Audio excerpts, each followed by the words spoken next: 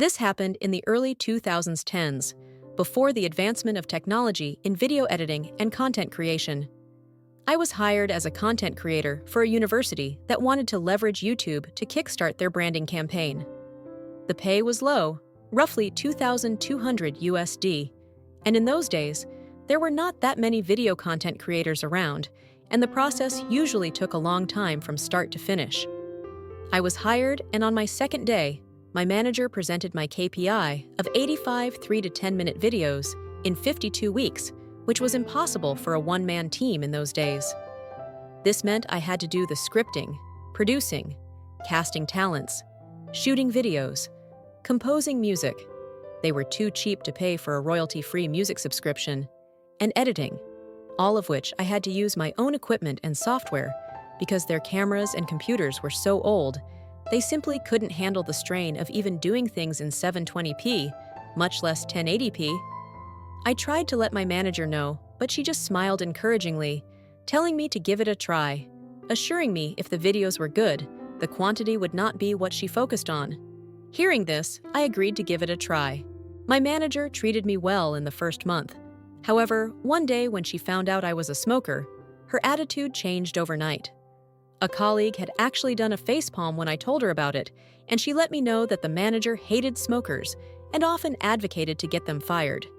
She started nitpicking me on everything, from smelling like cigarette smoke after my breaks, coming in 5 to 10 minutes late despite doing more than 4 hours of overtime daily, not being contactable during break times. The list goes on.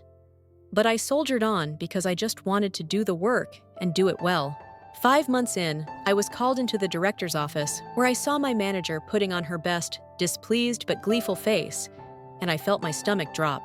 The director told me that she was disappointed because she had heard that I was falling behind on my work, and it was already halfway through the year, and I had only completed 30 out of my 85 videos.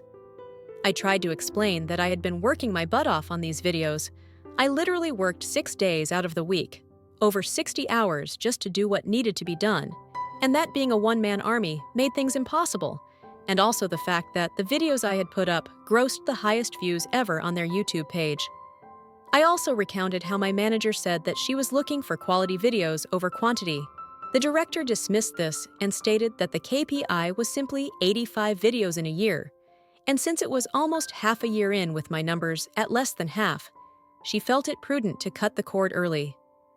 I asked how would they even meet the KPI if they were to fire me. Now my manager had snorted, saying, "We'll find a professional production house to finish your work." The director had given her an odd look, but nodded in her support nonetheless, telling me, "You don't need to worry, manager will get the job done." That was when a light bulb went off in my head. Seeing as I was the content professional in the office, one of my jobs was to keep a database of production houses to use in the event we needed to do a shoot that required more resources, and I was sure that they would be using the production houses in my database as my manager had no contacts in the production industry.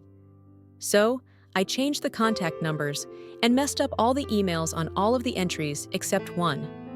The one, I had a friend working as a junior director, not an assistant director, but a director assigned to smaller video projects.